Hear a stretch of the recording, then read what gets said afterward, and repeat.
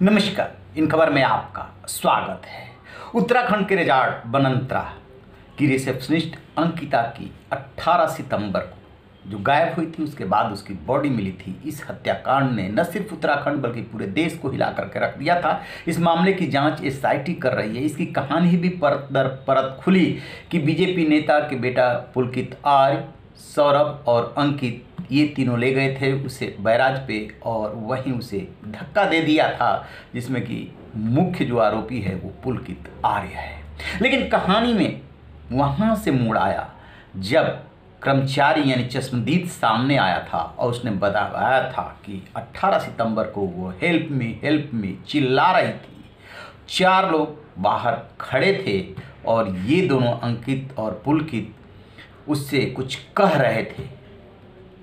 उसका मुंह बंद किया गया था और उससे कुछ ऐसी बातें की जा रही थी जिसको लेकर के वो डरी हुई थी, सहमी हुई थी। यहाँ तक बात आई, तीनों गिरफ्तार हो गए, रिजॉर्ट पे बुलडोजर चल गया।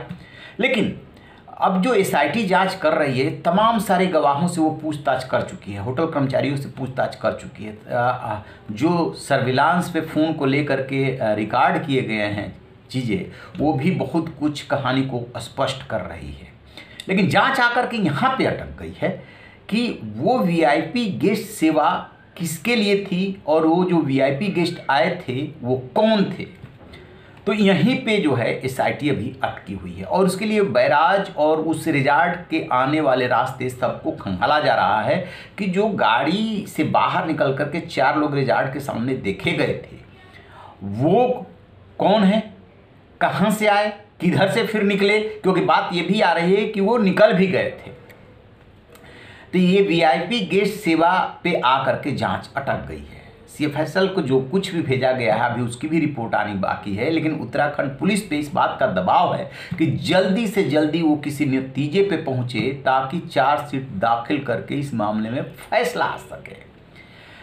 अंकिता हत्याकांड को लेकर के उत्तराखंड सरकार भी फंसी हुई है, क्योंकि उसमें बीजेपी नेता का नाम है। बीजेपी को बेशक अपनी पार्टी से उनको निकाल दिया गया, या जब भी ऐसी घटनाएं होती है कोई भी राजनीतिक दल हो उसे ओन नहीं करता है, तत्काल नेता के खिलाफ कार्रवाई कर देता है और अपने रिस्पॉन्सिबिलिटी से पल्ला झाड़ लेता है कि ये उनका निजी वो है। लेकिन बच नहीं सकती बीजेपी। इसी वजह से जो सरकार है वो भी कहीं ना कहीं दबाव में है और लगातार ये एश्योरेंस दे रही है कि इस मामले में न्याय होगा, चाहे किसी की पहुंच कहीं तक भी क्यों ना हो।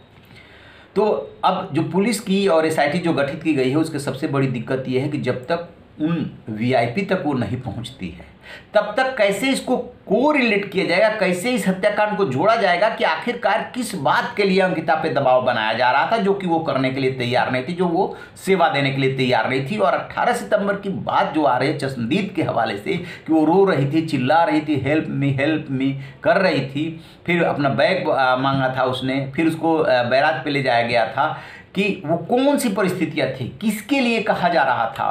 पहले भी पुलकित आर्य ने उसके साथ बदतमीजी की थी। ये सारी बातें तो लगभग इस्टेब्लिश होती जा रही है। लेकिन जब तक वो वीआईपी गेस्ट तक नहीं पुलिस पहुंच जाती, बहुत सारे लोगों से पूछताछ हुई है जो रिजॉर्ट में रुके हैं उनका रिकॉर्ड खंगाल करके, तब तक जो है केस की कड़ी नहीं जुड़ पा रही है कि हत्या का मकसद ये रहा।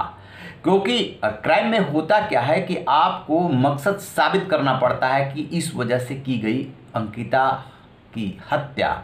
जब तक इंटेंशन क्लियर नहीं हो जाता उससे सज़ा रिलेट होती है, उससे सज़ा तय होती है। यहीं पे जांच अटकी हुई है। जैसे ही इसको लेकर के और कोई अपडेट मिलता है हम आपसे साझा करेंगे। रहिए बेखबर, देखते रहिए इन खबर। Thank you. इन खबर चैनल को सब्सक्राइब करें।